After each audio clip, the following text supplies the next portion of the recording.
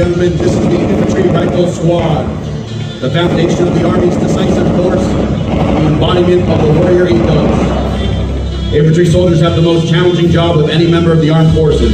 They carry the fight to the enemy around the world. They are the standard bearer for all the armies of the world, leading by example in the fight to defend freedom against ruthless terror. With the increased firepower and lethality of today's weapons, every infantry soldier must be trained. The boys and I usually hunt Iowa 2nd shotgun season. 2023 was going to be different because Sam's was in Georgia for boot camp, then Army infantry training. We set our sights on the late muzzleloader season. Sam's told me, "Dad, I'd be standing in formation just thinking about deer hunting." After AIT, it all started to come together. I just hope that Sam's will get a clean shot at a nice buck.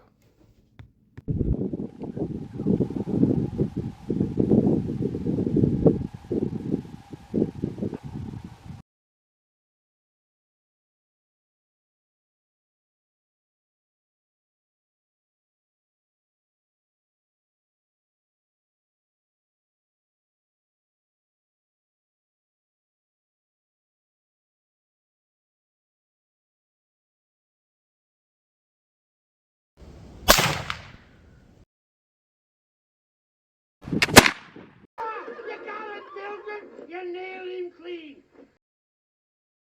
Today's December 19th and it's Tuesday, and we're down at my uncle's hunting, and what happened was we went out this morning and we really didn't see any bucks. Well, we didn't see any bucks at all.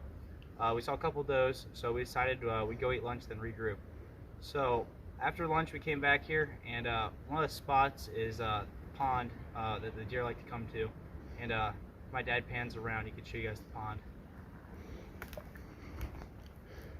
So that hill to your guys' right of the screen is where we were sitting, and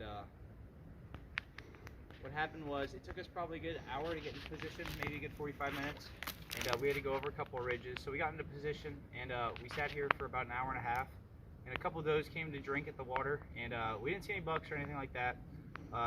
So I was sitting there, and I was shooting the inline muzzleloader with scope. So I was scoped in on one of the does, and what happened was my dad goes, "Nice buck's coming up, there's a nice buck."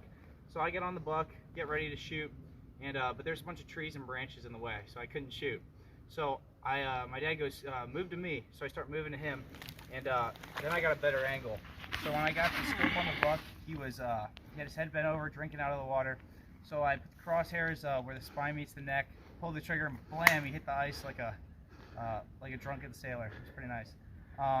So he was down for the count. I gave my dad a fist bump, and I turned to him and I go, there's some does with the buck at the time, and they had ran off. I go, even though I just got that buck, I feel like there's still more deer that are going to come in. I'm like, I don't think we spooked everything. He's like, no. He's like, I think we should definitely sit here and keep hunting. I'm like, yeah, let's do that. So Sam had said to me, he said, "Dad, this might sound crazy, but I don't think we spooked anything." And I said, "No, there's still plenty of deer here." Well, not long after that, little doe comes down and wants to drink, and I was eyeballing a shot, but it just wasn't a clear shot, and I did not want to take any kind of chancy shot at all. We're set off about 80 yards. Sam says, Dad, reload the inline." And I said, no. I said, I'm going to go with the flintlock, the Great Plains rifle. So we're sitting up there, and then Sam says, "Dad, big buck coming in." Well, this guy comes in, sees Sam's buck laying on the ice, and he spooks off. Well, he spooked off about 25 yards or so, and we couldn't see him that well. We could catch a glimpse of him, and I was trying to get on him, but there was just no clear shot in the woods. So we're waiting. We had about 15 minutes, maybe 20 minutes, and don't you know, he came back and he came closer. So where Sam's is actually standing where he dropped his buck, I dropped my buck I hit him a good 15 yards closer. So it was probably 75, 80 yards. And he came in, gave me a perfect broadside. I had a full view of his front shoulder. His guts were obscured by a tree, but I had a full view of his shoulder. There didn't appear to be any branches in the way. And I just held dead on and touched it off, and shaboom, they went off, and let him have it. I asked Samuel what happened because I was looking at a cloud of white smoke, and the buck ran off to the northeast. And Sam says, "Dad, you hit him definitely. I could see you smack him." Sam was 100% confident of the hit, and I'm kind of, I'll believe it when I see it. So we came down, we looked for blood. I did not have blood. I'm shooting the Hornady PA Conicals. Little plug for Pennsylvania there. And at the site where the buck was, we did have good hair. So then we started casting out, looking for blood in the direction of his last travel. And we walked about 45 yards and Sam stumbled right on it. So praise the Lord. I mean, yeah, it doesn't get much better than this. Father-son hunt. Sam's just got back from basic and AIT. Infantryman versus deer. So praise the Lord.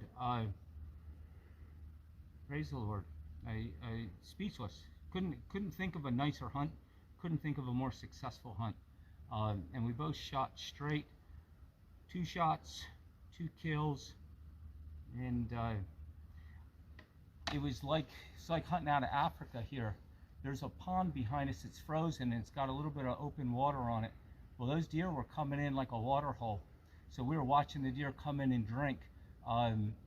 This buck, I think he really wanted to come in. He was thirsty. That's what it was. So praise the Lord. What a nice hunt.